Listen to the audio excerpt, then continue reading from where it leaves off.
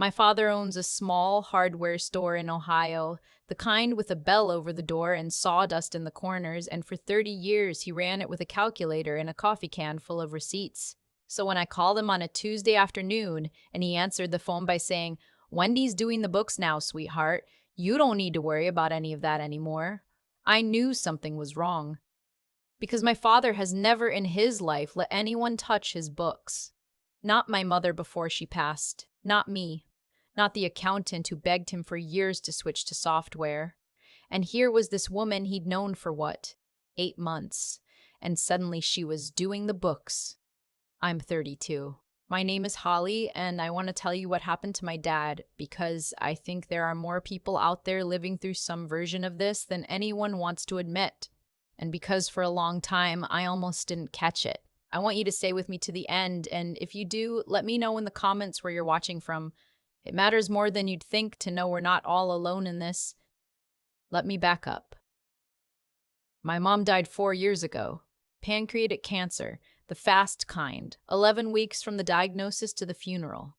My dad held it together at the service. He shook everyone's hand. He thanked the pastor. He drove home alone because he insisted, and I followed behind him in my own car the whole way because I didn't trust him not to just keep driving straight past the house and out onto the highway and not stop. He didn't, of course. He pulled into the driveway, sat in the truck for about 10 minutes, and then went inside and made himself a peanut butter sandwich because that's the only thing he knew how to make. My mom had done all the cooking for 41 years. The grief didn't hit him like a wave. It hit him like a slow leak. Over the next 2 years, he got quieter.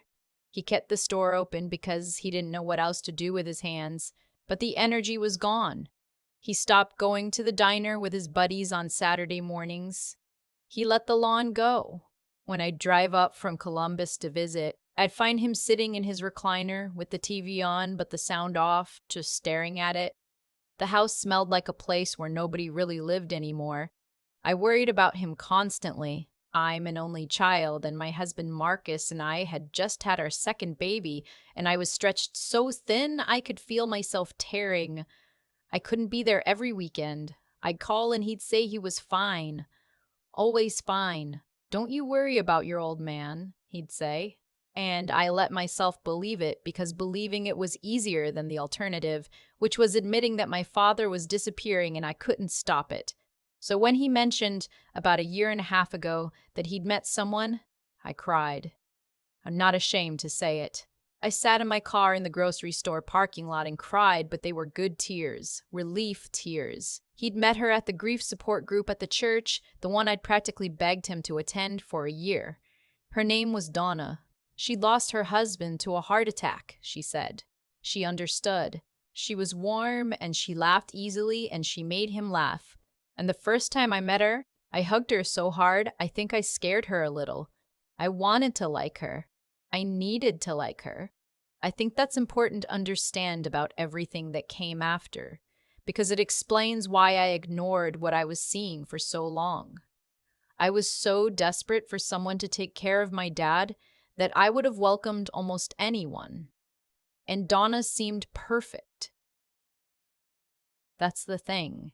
She seemed absolutely perfect. She knew the names of all my dad's old fishing buddies after one introduction. She remembered that I was allergic to shellfish and made sure there was none at the first dinner. She brought my kids little gifts, nothing expensive, just thoughtful, a coloring book, a pack of dinosaur stickers. She listened to my dad's long, boring stories about the store with what looked like genuine interest, and my dad started standing up straighter. He shaved every day again.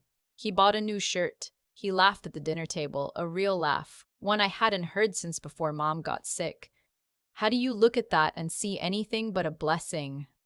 They got married 11 months after they met. It was fast.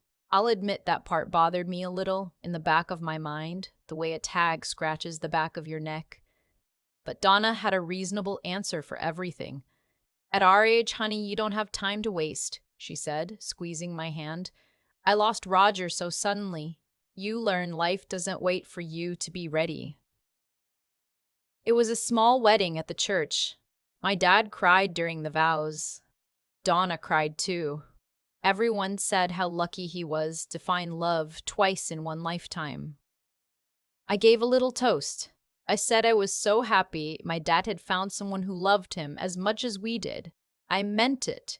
God help me, I meant every word. The first sign came about 3 months after the wedding, and it was so small I almost didn't register it. I called the house on a Sunday like I always did, and Donna answered. That wasn't unusual, but when I asked to talk to Dad, there was this pause. Just a beat too long. And then she said, "Oh, he's lying down, hon. He's been so tired lately. Let me have him call you back." Fine. Reasonable. My dad's 71. He gets tired. Except he didn't call back. And when I called again that night, Donna answered again and gave a different reason. And again said she'd have him call me. And I remember sitting there with the phone in my hand thinking, when did I stop talking to my own father directly? Because that was the thing. Slowly, without my noticing exactly when it happened, every road to my dad started going through Donna. I texted him and Donna would reply from his phone. He says, "Hi, sweetie." He's right in the middle of something. I'd call the store and one of the part-time kids would say Mr. Holloway hadn't been in much lately, that Donna had been handling things. I'd suggest coming up for a visit and Donna would say this weekend wasn't great. They had plans. Maybe next month. Next month. Always next month. And here's the part I'm ashamed of. I let it slide. Because she always had a reason, and the reasons were always so kind on their surface. He's resting. He's tired. He doesn't want to worry you. We're keeping things low-key. Every single explanation was wrapped in concern for him or concern for me. And how do you argue with that without looking like a jealous, possessive daughter who can't stand to see her father happy? So I told myself I was being paranoid. I told myself this was just what it looked like when your aging father builds a new life with a new partner. People drift. Phone calls get shorter. That's normal. That's healthy, even.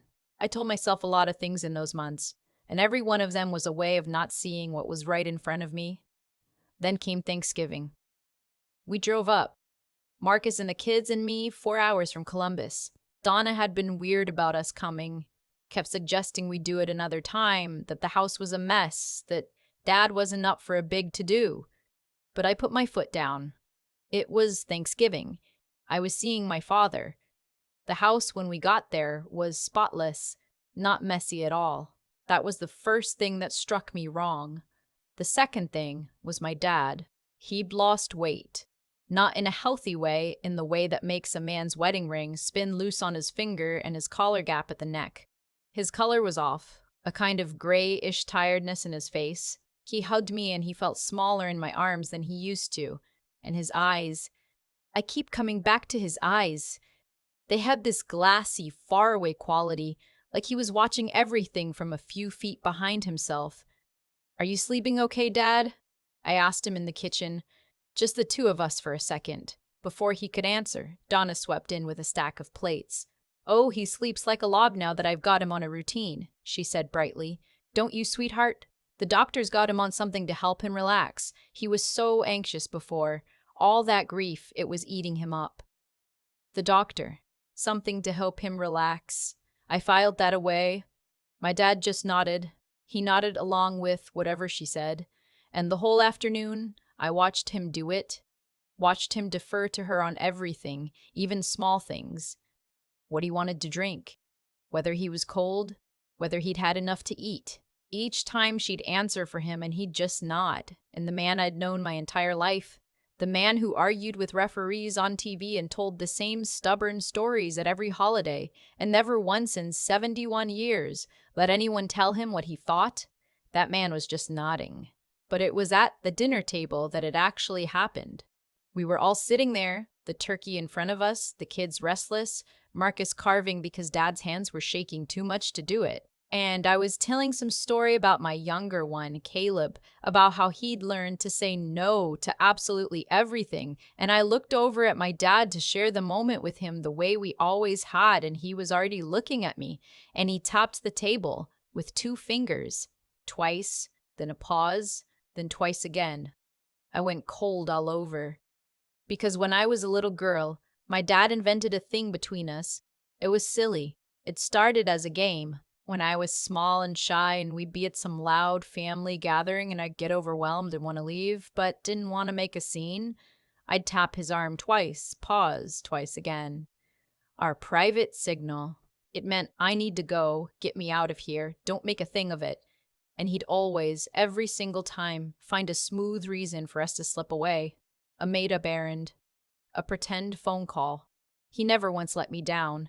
It was our thing, just ours. And we kept doing it as a joke even when I was a teenager. Even at my own wedding when the toasts went long and he caught my eye across the room and tapped his glass twice.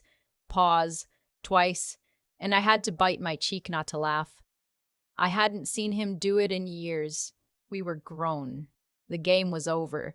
And now my father was sitting at his own Thanksgiving table doing it to me with his wife 3 feet away, and his eyes were begging me. And I understood with a horror that opened up under me like a trapdoor that he was not telling me he wanted to leave a party. He was telling me to get him out. I don't know how I kept my face still. I think some animal instinct took over, the same one that had made me follow his truck home from the funeral. I looked away from him casually, like I'd noticed nothing, and reached for the gravy. Because if he was using the signal, the oldest rule of the signal was the most important one. Don't make a thing of it. Don't react. Don't tip anyone off. So I didn't. I talked about Caleb. I laughed at the right times. I complimented Donna's stuffing. And inside, I was screaming, and I was watching everything now, every single thing, with eyes that had finally opened. I watched Donna refill my dad's water glass and watched him drink it without question. I watched her cut his turkey into small pieces like he was a child. I watched her touch his shoulder and I watched him flinch, just barely, a flinch he tried to turn into reaching for his napkin. I watched her phone face down beside her plate and watched her glance at it constantly. And I watched my father, who had built a business and raised a daughter and buried a wife, sit silent and small and shrinking in his own dining room. When dinner ended, I offered to do the dishes. Donna, you cooked. Let me clean up, please. I insist. She didn't want to leave the kitchen. But Marcus, bless him, my husband who I had not yet told a single thing to but who could read me like a book after 8 years, swooped in and asked Donna if she'd show him the garden she'd mentioned. He was thinking of starting one. He laid it on thick. And Donna, who clearly loved being admired, couldn't resist. The second they were out the back door, I turned to my dad, who'd come into the kitchen to help, and I said very quietly, "Dad, what's going on?" He didn't pretend not to know. That's what told me how bad it was. He didn't say, "What do you mean?" He just looked at the back door to make sure she was gone. And then he said, in a voice I'd never heard him use, a small, thin, scared voice, "She's got everything, Hollybug. The store, the house, all of it. I signed it. I don't even remember signing some of it." "What do you mean you don't remember the pills?" he said. "She gives me pills, says they're for my heart, for my nerves. I don't feel right anymore. I can't think straight. Half the time, I don't know what day it is. And then she puts papers in front of me and tells me where to sign, and I'm so tired all the time." His voice broke. My father, crying in his kitchen, whispering so his own wife wouldn't hear. I didn't know who to tell. She's always here. She listens to my phone calls. I tried to call you twice, and she took the phone. Why didn't you tell me at the door the second I got here? Because she said, and here he stopped, and his jaw worked, and he got out the words that have lived in my chest ever since. She said if I made trouble, she'd put me somewhere. A home. She said you'd all be relieved to be rid of me. She said you'd believe her because she's got papers from the doctor saying I'm not right in the head. And the worst part is, I look at myself, I can't remember things, I sign things I don't mean to sign, and I started to think maybe she's right. Maybe I am losing it. I have never in my life felt rage like I felt in that kitchen. It was clean and cold, and it made everything very simple. "You are not losing it," I said. "You hear me? You tapped the table. You remembered our signal from when you were 40 years old and I was 6. There is nothing wrong with your mind, Dad. There is something very wrong with what she's putting in your body." The back door rattled. I heard Donna's laugh. I squeezed my dad's arm twice, pause, twice. Message received. We're in this together. Don't make a thing of it. And then I smiled and turned around with a dish towel in my hand and said, Donna, this stuffing recipe is incredible. You have to give it to me. We drove home that night and I told Marcus everything before we'd even hit the highway. I expected him to be cautious, to tell me I might be reading too much into a sick old man's confusion. That's what scared me most, that no one would believe me. The same fear that had kept my dad silent. But Marcus just gripped the wheel and was quiet for a long minute and then said, Okay, then we get him out. We do it smart and we do it legal, and we don't tip her off until it's done. And I could have kissed him right there at 70 miles an hour. Here's the thing about my husband. He's an insurance investigator. He spends his days untangling fraud, staged accidents, fake disability claims, people who aren't who they say they are. He knows how to pull a thread without the other person feeling the tug. And the next morning, while I called every elder law attorney in Columbus until one agreed to see us that week, Marcus started pulling threads on Donna. It did not take him long to find the first loose one. The husband Donna said she'd lost to a heart attack, Roger. There was a Roger, all right, but the timeline didn't fit. And Donna's maiden name on the marriage license to my father didn't match the name on a property record from 6 years earlier, in a different county where a Donna with the same date of birth had been married to a different man entirely. An older man, a widower, who had, according to the public record Marcus found, transferred his home into joint ownership and then, 14 months later, died of natural causes at the age of 78. After which the house was sold and Donna vanished from the record entirely. Then Marcus found another one, 2 states over, same pattern, different name. A retired farmer, a widower, a quick marriage, a power of attorney, a man who, according to a single local news item, had been moved into a memory care facility by his new wife over the loud objections of his estranged children, who were painted in the wife's statements as greedy and uninvolved. The farmer died in that facility. The wife inherited. The wife disappeared. I sat at our kitchen table looking at what Marcus had printed out, and I thought about my father cutting his turkey into baby pieces, and I had to go into the bathroom and be sick. This was not a marriage gone strange. This was a profession. My father was not her husband. He was her next paycheck, and the pills weren't an accident. They were the method. She wasn't losing him to nature. She was killing him slowly and writing herself into his will while she did it. And she'd built a story where if he ever fought back, he'd just be the confused old man whose loving wife had no choice but to put him somewhere safe. The lawyer we saw that Thursday, a sharp woman named Patricia who'd spent 20 years on elder financial abuse cases, didn't blink at any of it. She said she sees it more than people know. She told us exactly what to do and in what order. And she told us the most important thing was the pills. We needed to know what he was actually being given, because if he was being drugged into incapacity so that documents could be signed, then every one of those documents could be challenged, and more than that, it was a crime, a serious one. The hard part was that we couldn't just snatch him out of the house. He was a legally competent adult, on paper. If we showed up and pulled him out and Donna called the police, she had a folder full of doctor's notes saying he was demented and a fresh marriage that gave her every right to care for him. We needed proof first. We needed it fast, before whatever she was doing to him went any further. So we set it up carefully. I called Donna 2 days later, sweet as pie, and told her my dad had promised to come to Caleb's birthday party that Saturday and the little guy was just heartbroken at the idea of Grandpa missing it. I made it about the grandchild. I made it impossible to refuse without looking like a monster. And I said Marcus would drive up and get him Saturday morning and have him back Sunday, just one night, so Donna could have a well-deserved break. I practically gushed about how much she did for him, how she deserved to rest. She didn't want to. I could hear it. But there was no clean way to say no, and people like Donna care enormously about looking good. So she said yes, and she packed him a little bag, and she packed his pills in a labeled organizer with careful instructions, and that organizer was the rope she hung herself with, because the second Marcus had my dad in the car and was out of the county. We drove that pill organizer straight to Patricia, who had a contact at a lab, and we had every one of those pills tested.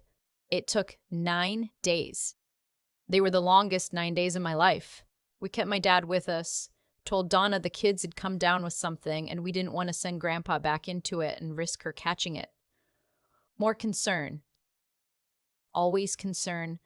The same weapon she'd used on us turned back around, and off the pills, with my mom's old recipes and his grandkids climbing on him in 8, 9, 10 hours of real sleep a night, my father came back. Day by day. The fog lifted. By the end of the first week, he was arguing with the TV again. He told a long, boring story about the store, and I cried because I'd never been so happy to be bored in my life. The lab results came back, and they were worse than we'd guessed. The heart medication was a heavy sedative, dosed far beyond anything any doctor would prescribe. An elderly man, mixed in with his actual blood pressure pills so he'd never know. Combined the way she was combining them, Patricia said, it was a wonder he was alive. Another few months of that dosage, the doctor we consulted told us plainly, and it would have stopped his heart, and it would have looked like exactly what you'd expect. An old man with a documented decline, dying peacefully in his sleep. No autopsy, no questions, a grieving widow. We went to the police with the lab report, the financial records Marcus had assembled, the property trail across 3 states. The detective who caught the case had seen the pattern before, too. She told us these predators count on shame and isolation, that the victims are too embarrassed or too frightened or too drugged to speak, and that the families either don't notice or don't want to believe it, and that's the whole machine. That's how it runs. The only thing that ever breaks it is somebody on the outside who refuses to look away. Donna ran before they could arrest her. The morning the detective went to the house to ask her to come in for questioning, she was already gone. She'd cleared out fast and clean, the way someone does who's done it before and has a bag packed for exactly this. But this time she left with nothing of ours. The lawyer had already filed to freeze every asset. The marriage was annulled on the grounds of fraud, and the transfers my father didn't remember making were unwound, one by one. The store is his again. The house is his again. There's an active warrant in 3 states now, and the detective told me the case finally connected dots across jurisdictions that nobody had connected before, because the families before us had stayed quiet, because they'd believed her, because shame is exactly that good at its job. My dad sold the store this spring, not because she made him, but because he decided he was ready, on his own, with a clear head, sitting at my kitchen table with a calculator and his coffee can of receipts. He moved into a little place 15 minutes from us. He coaches Caleb's t-ball team now. He's got a Saturday diner crew again, a new one. He's still got moments where something will remind him of those months and his face goes somewhere dark and far away, and I'll catch it, and I'll reach over and tap his arm. Twice. Pause. Twice. And every time, he taps me right back and smiles, and the dark thing passes. He told me a few weeks ago that the only reason he did it, the only reason he risked tapping that table at Thanksgiving with her sitting right there, was that he figured if it was the last thing he ever did, he wanted it to be reaching for me. He didn't think it would work. He thought I'd just see an old man fidgeting. But I saw my father. I will always, always see my father. If there's anyone watching this who's got a parent who's gotten quiet, who's gotten hard to reach, whose new partner always seems to answer the phone, I'm begging you, don't tell yourself the story that's easy. Drive up. Knock on the door. Look at their eyes. Because the people who do this are counting on exactly one thing. And it isn't that they're clever. It's that you'll look away. What I keep coming back to is how close I came to losing my father, not to her pills, but to a story. The easy story. The one where an old man just gets quiet after his wife dies, where phone calls naturally get shorter, where a new partner answering the phone is nothing but a kindness. Donna didn't beat my dad with cruelty I could see. She beat him with explanations I wanted to believe, because believing them let me off the hook for the long drive up from Columbus.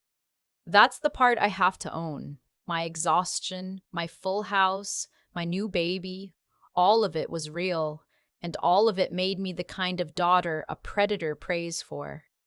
The looking away didn't start with her. It started with me. But here's the other side of cause and effect. The side that saved him. My dad tapped that table because somewhere under the fog he still had the spine to fight, even when he'd half convinced himself he was losing his mind. That stubborn old man who argued with referees. He didn't fully die in that recliner.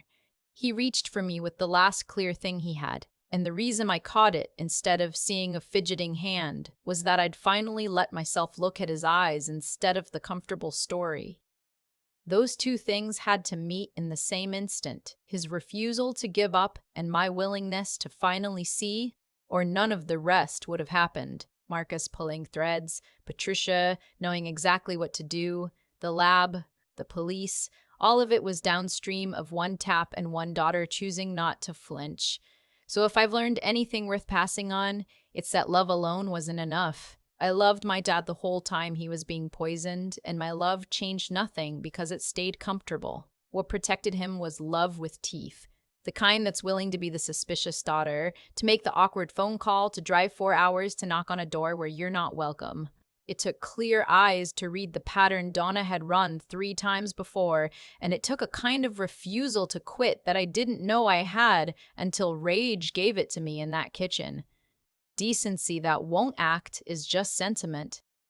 Cleverness that won't get involved is just trivia. And the will to keep going only matters when it's pointed at someone who can't go on alone.